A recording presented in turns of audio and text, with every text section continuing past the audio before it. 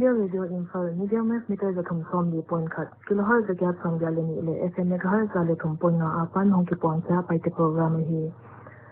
tu ni in tak la khom sin na COVID-19 awareness point cha na le ton kholian le alom tia pan pu pa la nga ina ini dingo tun ama sa penin nun lui mwal yam chi la ton kholian le alom tia na sak ngai dingo lui mwal yam nun de nun kwa kai khana sang sul bang sul de manwa yang ko lo tu sa sang bang de ge kan wa jin bang lin sul si de mai bang bang ko ke wa ka bang ta na ko lo li ko ka nung wa pa la nung wa tin du au nung kum ma di tin tin du le la lai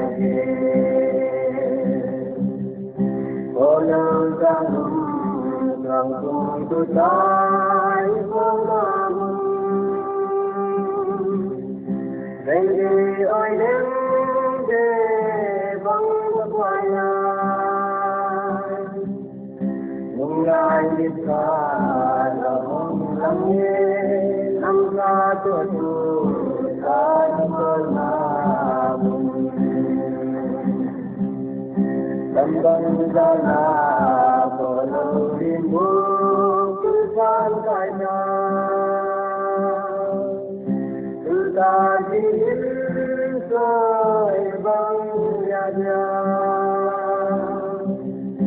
ay sang me. Tajil soy bang ya ni la lo ya mo. Oyo ka bang ya na ya la bang lo. Bang ka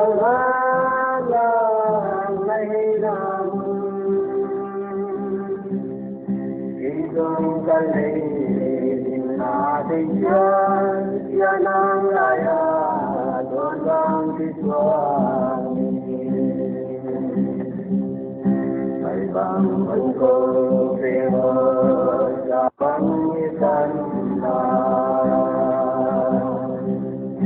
walang limugan ng wala nung tuwasing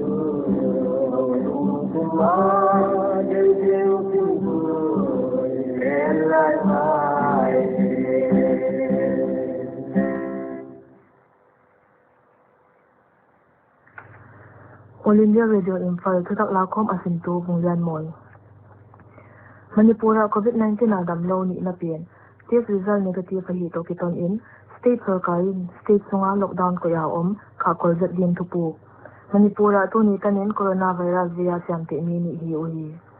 Zana State Cabinet meeting huna, kotala malo na set na, MNREGA na set na, State Government Office kaile, aganwadi centers de kakol din in tupukin State pula matang ni sing katsang ni zanga songgu ilkate tunga, sumsang ni zel hom chat na paizom zela, ni tingvan zat Delhi telin hom chat na ling katin ta. Chief Minister's Secretary State District Tomtoma din COVID-19 apan kivin na ding banzat. Local Area Development Fund of Outer Manipur, Constituency MP3, Lorho S. Foze Nwaya. Chief Medical Officer State Yanga Tudi in Homchat na Helhun Chief Minister Sri N. Biren Singh Inwa. Health and Family Welfare Minister Sri L. Jayanta Kumar. CAF and PD Minister Sri Karam Siam. PHE Minister Sri L. Dikho. MLS Sri Awangbo New Mile. Sri T.H. Satyabrata. MP Sri Lorho S. Fozele. Tamianglong ADC Chairman Sri Namsin Ray Panmei Tien Leng Hei Hunwa. Thermal scanners from Jalinga, PPEs Zakwa Somthum, N95 masks Zangale som 3-layer mask sing ni le sangup gloves sing ni le sanga le zanga oximeters somja linga surgical kits sangja le zanga le sanitizers somja linga te district CA CMOs te kyanga hom chat hi CMOs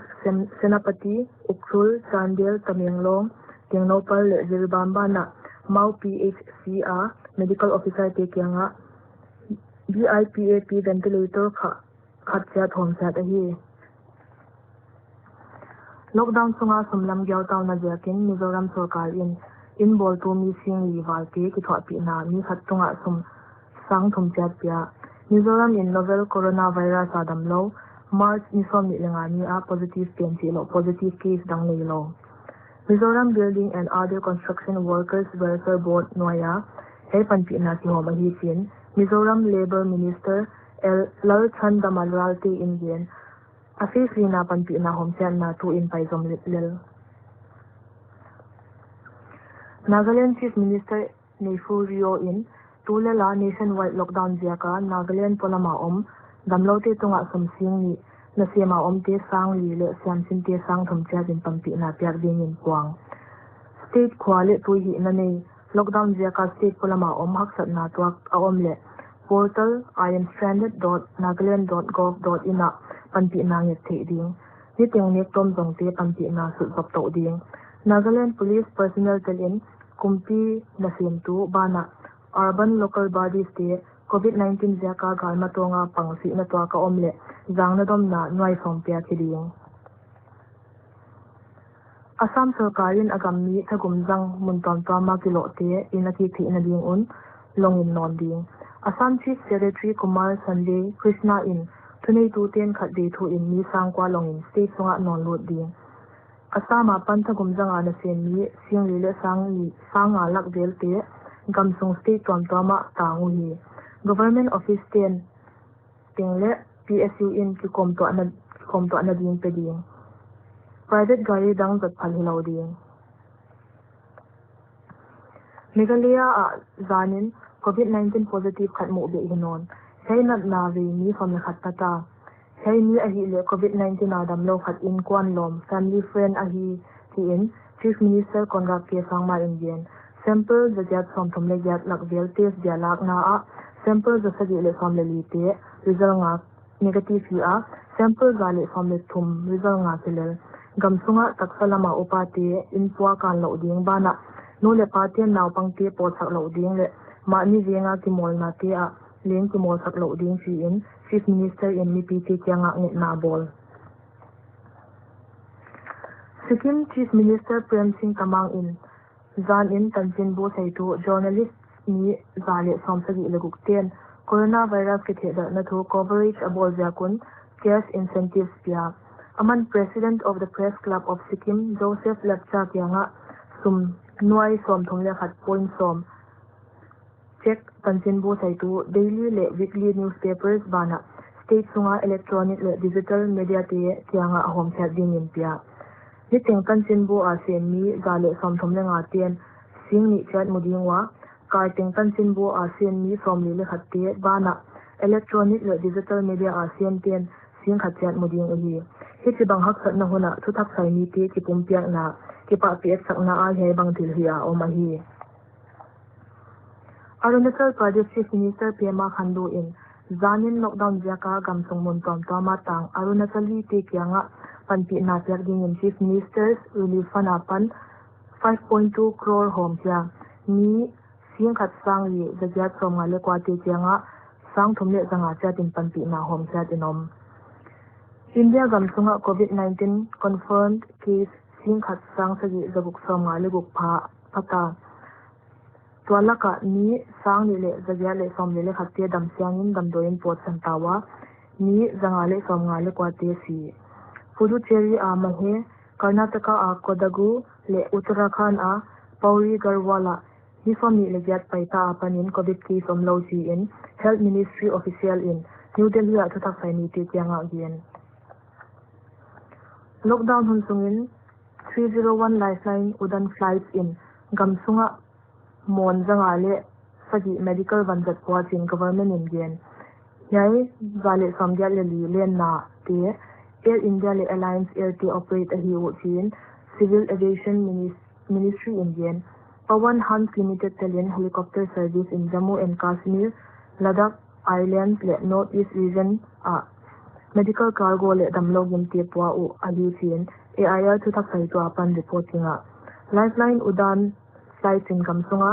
munhak sa le gamla taka om khwatia essential medical cargo pwa malso bial island territories le tangam te AP in leng ni tunya dinga thu thak la khom isin cha thiu ye tenga hi abana twan kholian le alom te apan koinen zwang hong thawo chi la ngai ding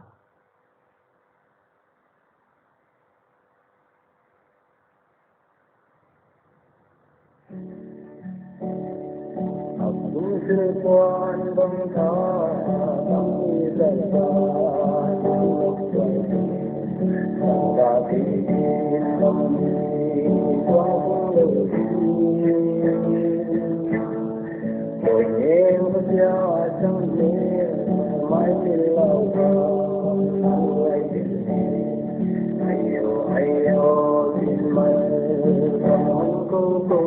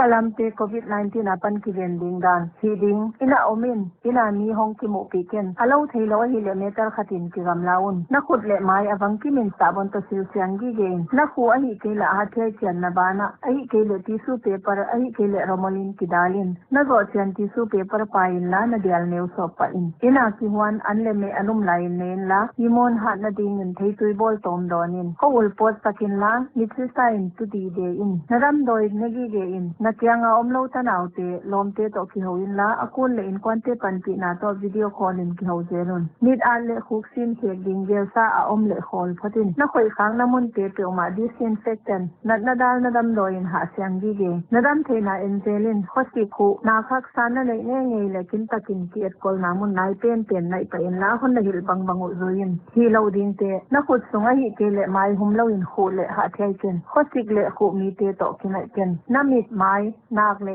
hoi ken dam lo te kyanga om ken nang thuin dam doi na ken natanaw le lom te to khut kilen in le ki pom to ken ki check up din dam doi na ho ken alo theilo hi le phone tung ton in dongin ni pi om khom na a ho ken alo theilo hi ke le ina pan pot ki ken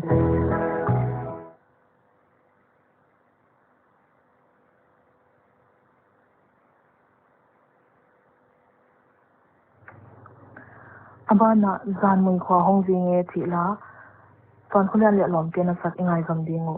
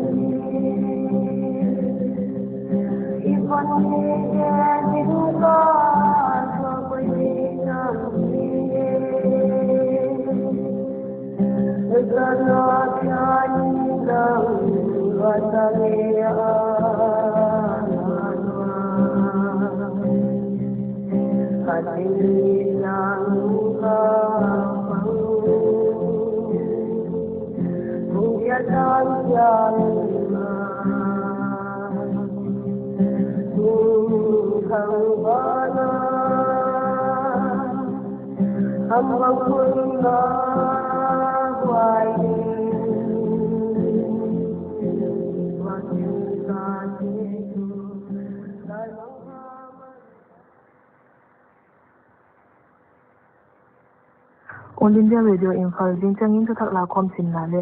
si thian ngai le apan la twa le ngai na nei dingo tu ni ta lam da le le min som ni gen to gitonin I hono abita